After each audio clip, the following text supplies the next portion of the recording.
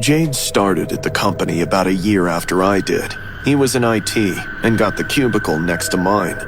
At first glance, he seemed like an ordinary, quiet guy who was soft-spoken and mostly kept to himself.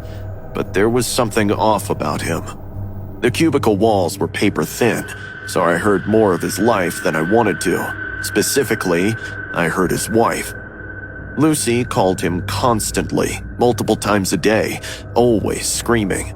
I could hear her voice through the phone, shrill and vicious, even when he held it away from his ear. I don't know why I even married you. I didn't mean to upset you, Lucy. That's all you ever do. Exist and disappoint. I'm sorry. It was always like that, or even worse. The calls were getting so brutal that one day during lunch, I couldn't help asking him about it.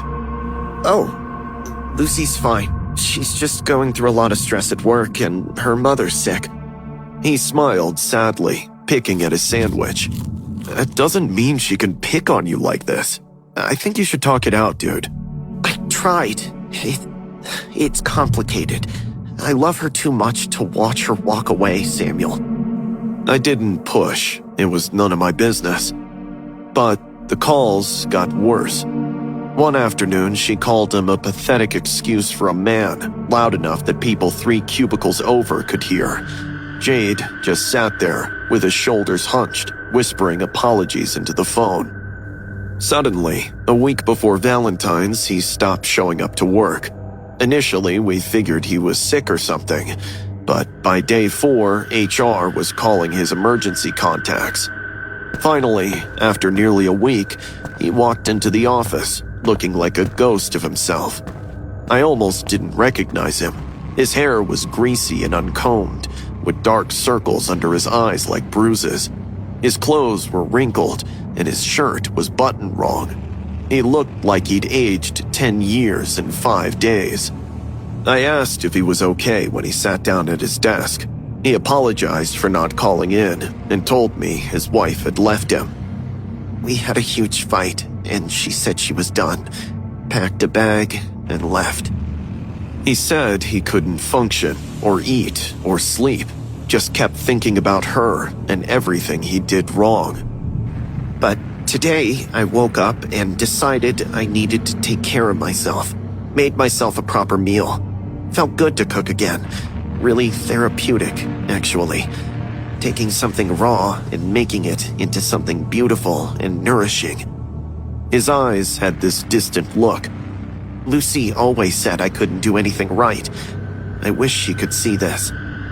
I told him that it was good and he needed to take care of himself.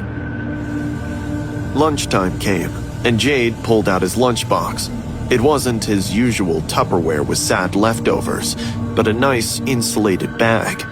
He opened it, and the smell hit me immediately. It was something rich and savory, with perfectly seasoned meat. Inside were 2 thick steaks, cooked to a perfect medium rare, pink in the middle, seared on the outside, with what looked like a red wine reduction sauce. That looks incredible, Jade. Thank you. I spent a lot of time on it. Had to be respectful with the meat, you know?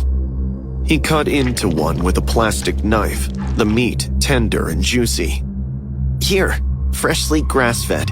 Try some. He cut a piece and held it out on his fork. I took it and ate the piece. It was incredible, tender and flavorful, seasoned perfectly with rosemary and garlic. It was easily the best steak I'd ever tasted. I asked what cut it was. Jade grinned ear to ear and said, "It's a special kind I've been preparing for days now." He took another bite, chewing slowly with his eyes closed. For the first time since I'd known him, Jade looked peaceful and even proud. I felt happy for him until the afternoon came, and 3 police officers walked into our office. They went straight to Jade's cubicle and told him he needed to come with them. They cuffed him while everyone watched. As they passed my desk, he turned and looked directly at me. "I'm sorry, Samuel, but I really didn't want to taste it alone. I hope you enjoyed it." Please savor the taste, because that's all that's left of her now. My stomach dropped. 20 minutes later, 2 detectives arrived to interview everyone. They pulled me aside and asked what exactly I'd eaten for lunch. I told them steak, really good steak. The detectives said Jade's wife had been missing for 6 days, and they'd found remains in his apartment that morning. In his mixer, his refrigerator, and packaged into meal prep containers. He said the medical examiner believed Jade had been consuming the remains over the past several days, cooking and eating them to dispose of the body. I made it to the bathroom before I threw up, kept throwing up until there was nothing left. They tested what was left in Jade's lunchbox and confirmed it was human tissue. I'd eaten a piece of her thigh. That was 3 weeks ago. Jade confessed to everything. Told police he'd strangled Lucy during an argument, panicked about disposing of the body, and decided the only way was to make her disappear completely. He'd spent 5 days butchering, cooking, and eating her. He's in jail now, awaiting trial. I'm in therapy twice a week. I can't eat meat anymore, or even smell it cooking without my stomach turning. I've lost 15 pounds and can't sleep. I keep tasting that bite of steak and seeing Jade's peaceful smile. The worst part was that I told him it was delicious, and sometimes, late at night, when I can't sleep, I remember exactly how it tasted. I hate myself for not knowing, but most of all, I hate that some small, sick part of me understands why he looked so peaceful that day.